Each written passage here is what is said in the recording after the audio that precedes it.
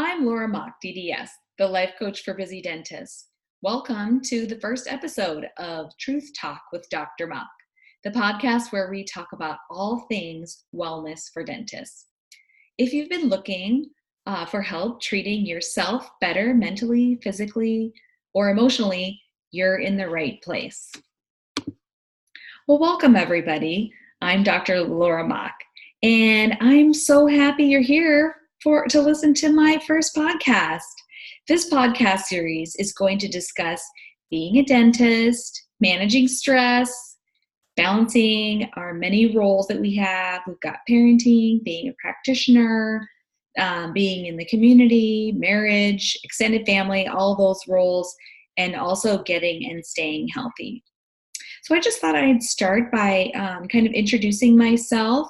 My name is Laura, like I said, and I've been a dentist for 12 years, mother to 4 kids. I've got 2 daughters and a stepdaughter and a trans son. I'm married for the second time. We've been married for about 3 years.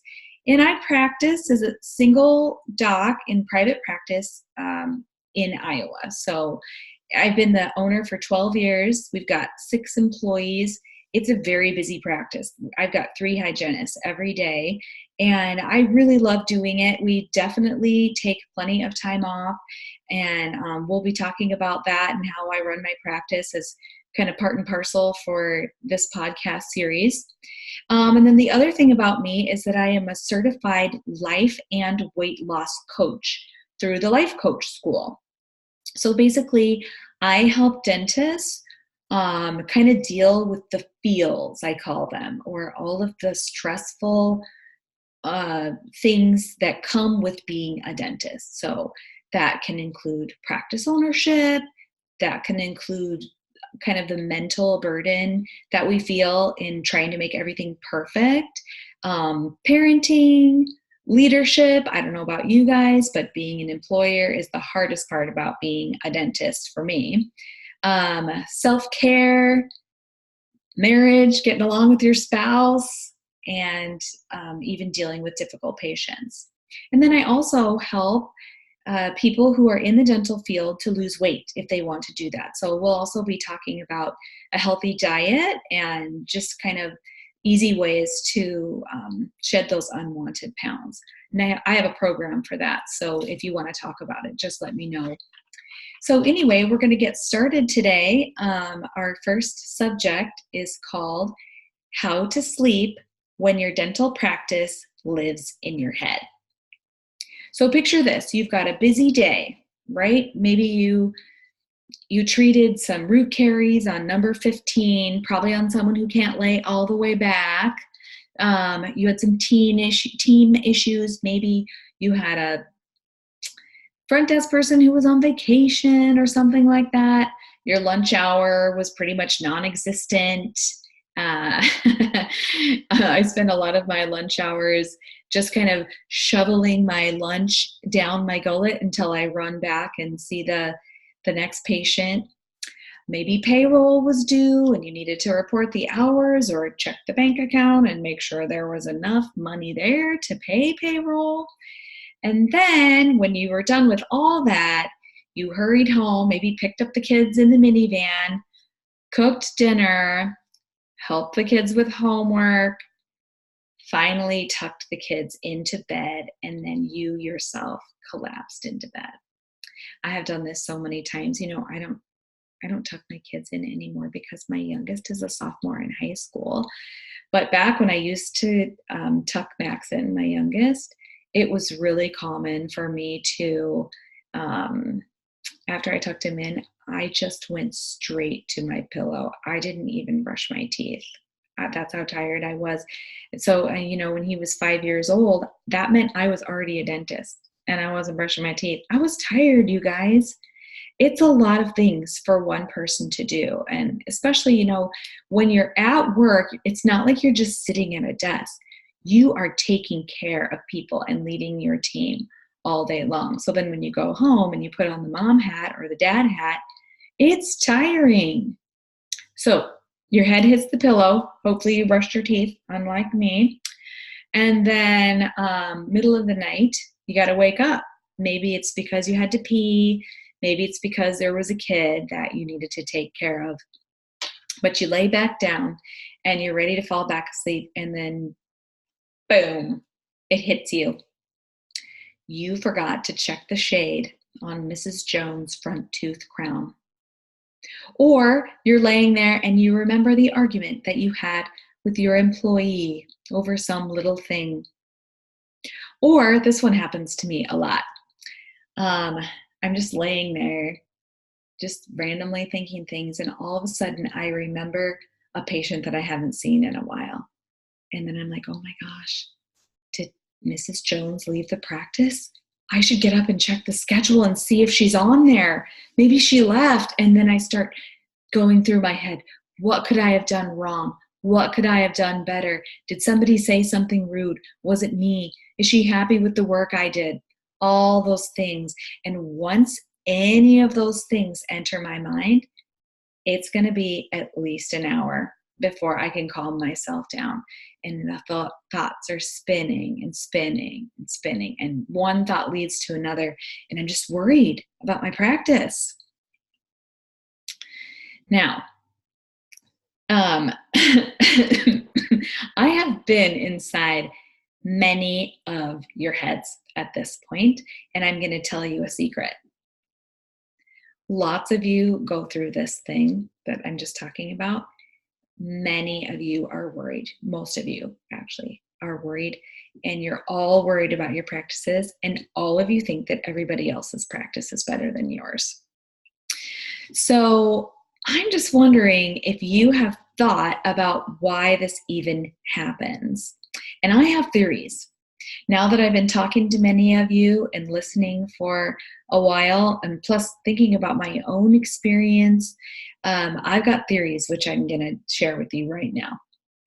Number one, we have been trained to be perfect, and not just in one way. There's more than one way. First of all, when you're pre-dental, what do you get really good at? Well, you want to be a dentist, so you're massaging your grade, right? You're doing everything that you can to keep all of the A's, because you need every single A in order to get accepted.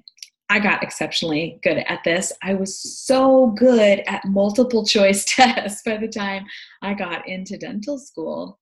And I entered dental school as a mom. I had 2 small children. My GPA for college was over 4.0. And it wasn't because I was especially smart. It was just because I got really good at making the A. That was my job at the time. I wanted to get into dental school. So my mission was to get every A. So then the next dangerous thing happens, which is that you start dental school. And the tests, I don't really think that the tests are that much harder, but there's so many more of them in dental school because all these classes that you're taking at the same time. And then you get your first wax practical grade back. And that's when you find out that multiple choice tests is just one part of how you learn how to be a dentist. Oh my gosh, I can't remember what my grade was on my first wax practical, but it definitely wasn't an A. And I like to tell people that going to dental school is kind of like going to boot camp. You start as a recruit, right? You're lucky, you're there, you know you're excited, you're ready to learn how to be a dentist. And you feel good about yourself at that point until dental school reality starts to hit. And then you find out that you're nothing, and they break you down until you know that you are a worthless piece of shit. And then finally, once you're there, then they start rebuilding you into what they want, which is a perfectionist. And not only a perfectionist, but someone who keeps the weight of the world right here on your shoulders. Oh, you found a crown margin that's not perfect? Well, you should have cut that better in the first place, or you should have checked your impression to make sure that there weren't any bubbles on the margin, or whatever. I mean, you guys know what I'm talking about. There's this phenomenon in dentistry that doesn't happen everywhere else in medical practice, where we are convinced that if there's a problem with our work, it's right here. It's our fault, on our shoulders. So that's the training to be perfect. And that's phenomenon number one I want to talk about for as far as why we wake up in the middle of the night worrying about a practice. Number two, once we graduate, there is tremendous pressure on our time.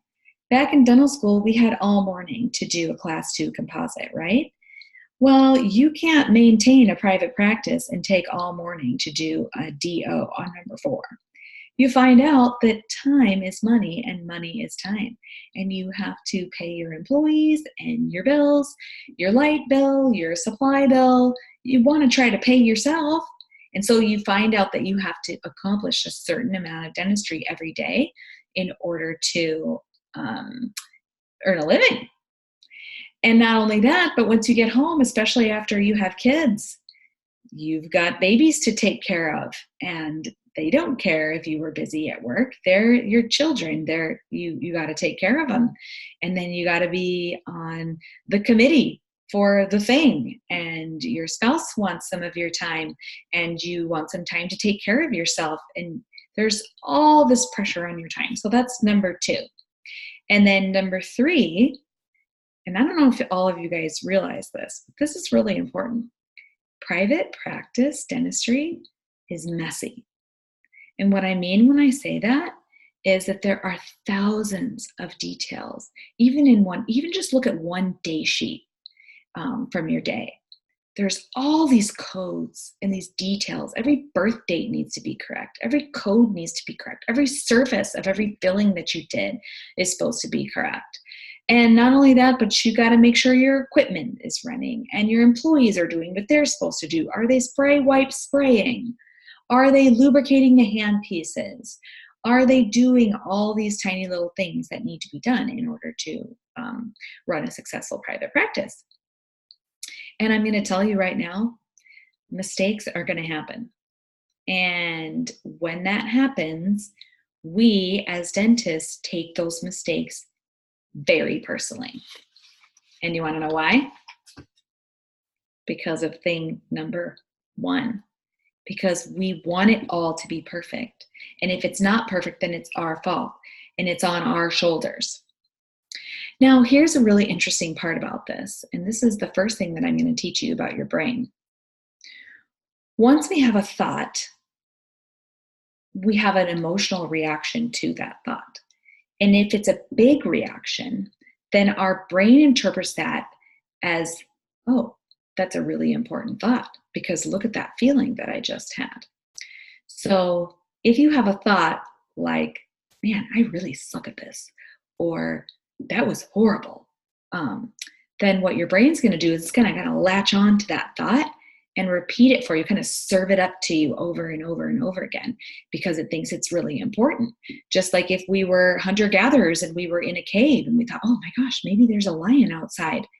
Well, that's important, right? Because we feel scared if there's a lion outside. So the brain's like, maybe there's a lion. Maybe there's a lion. And it's the same type of thing. Your brain's just trying to help you survive. But in doing so, nature hasn't designed your brain to help you manage stress. It wants you to be stressed. It wants you to be afraid of that lion so that you can stay alive. And in private practice dentistry, we have this magical kind of dangerous combination of the fact that we're blaming ourselves and we want it to be perfect, and our brain senses that it's important because of this emotional reaction we have, and so it feeds it to us over and over and over again. This was happening to me a lot a few years ago before I discovered life coaching. I was telling myself things like, you suck at this and you're the worst dentist. And in my head, I really knew that I wasn't the worst, but my brain got used to serving that thought up to me, and it was really affecting my sense of well-being. So going back to where I was, we are going to talk a lot about how we can get better at not having those harmful habits in our thoughts. And this is another really important thing that I want you to understand. Our brain gives us a thought, and then the thought generates a feeling. So for example, if I think to myself, oh, I'm walking down the street and I see somebody handsome and he's kind of looking at me and I'm like, oh, there's a potential mate, except for that's not really what I would say, right? But, oh, he's cute or whatever. Then there's like this bubble up of kind of this exciting emotion that we feel. So first comes the thought and then comes the feeling. And this is something that is universally true. Every time we have a thought, any thought, we get an emotion. And every time we have an emotion, it's from a thought. So if we're having an emotion that we don't want to have, we got to figure out what the thought is that's generating that feeling. All right, back to work here. So we've talked about why it is that we end up spinning around and worrying about our practice in the middle of the night, right? And it's these thought habits that we have. And there's some keys that I have put together to help you worry about it less. Some of it has to do with what I was just teaching you about with our brains. But number one is that we want to accept the entropy. You guys remember learning about entropy in physics? It's disorder. And there's a law in the universe that the universe is always going to become more disorderly over time. And not that your practice is always going to become more disorderly, but that there's disorder in your practice, and some of it's just going to be there. It's going to be easier on you if you can just accept that sometimes an assistant's going to forget to add a surface to the filling that you did, or they're going to forget to clock out, and then we're going to have to go back in and adjust their time schedule. Or you're going to say the wrong thing to the wrong person at the wrong time. Someone's going to get offended and leave the practice. And that is a part of private practice entropy. And it's just going to keep on happening. The sooner that you can accept that, the less you will worry. Okay, so accept the entropy is the first one. The second one is learn to systematize as much as you can. And I highly recommend hiring a dental business coach to help you with this. I definitely did that. It made a world of difference in our practice. So what I mean by systematizing is cross-training. This is huge in our practice. Everybody knows how to do everybody else's job in our practice that's legal to do. So a hygienist can enter insurance checks. And my front desk person is a registered dental assistant, so she can step back and hold the suction or clean a room if that's what needs to be done. Everyone is constantly helping each other throughout the whole day. And the more teamwork you can get your employees to engage in, the easier, the less you're going to worry about stuff at the end of the day, because more stuff's going to get done.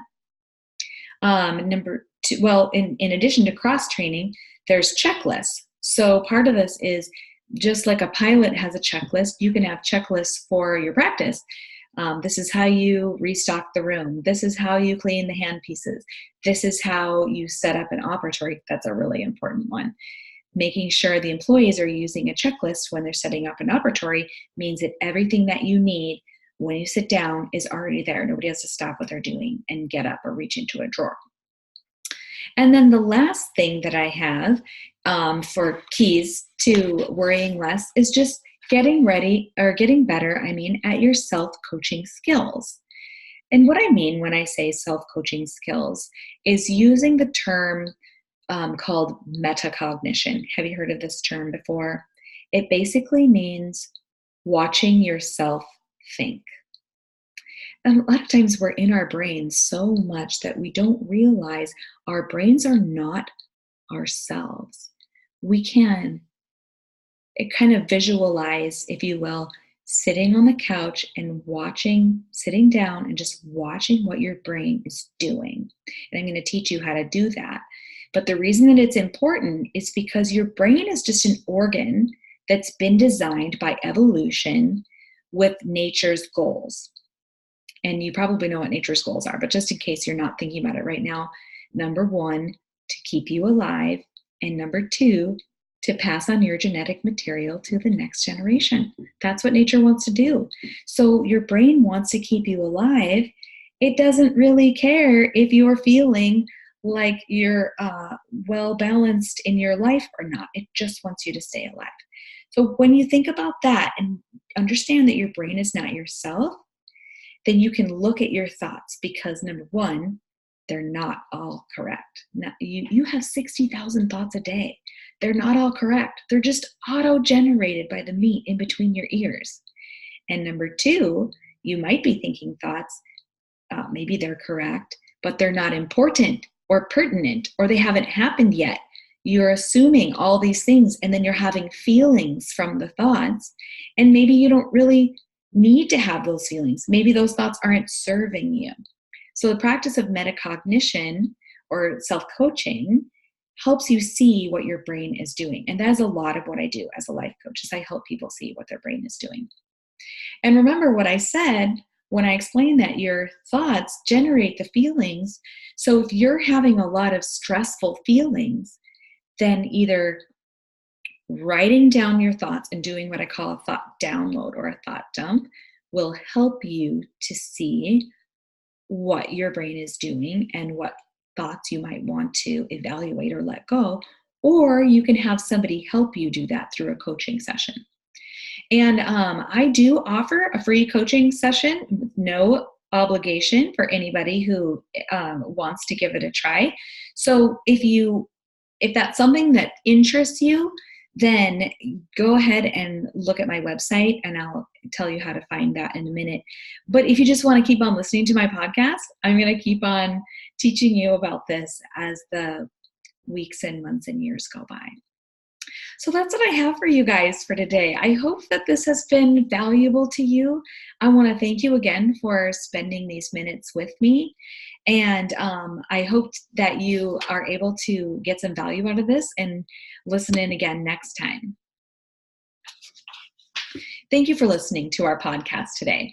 To learn more, please visit thelifecoachforbusydentist.com and take advantage of my current offer for a free, no obligation session to talk about any problem you wish to discuss. I promise you won't regret it. Thank you, everyone.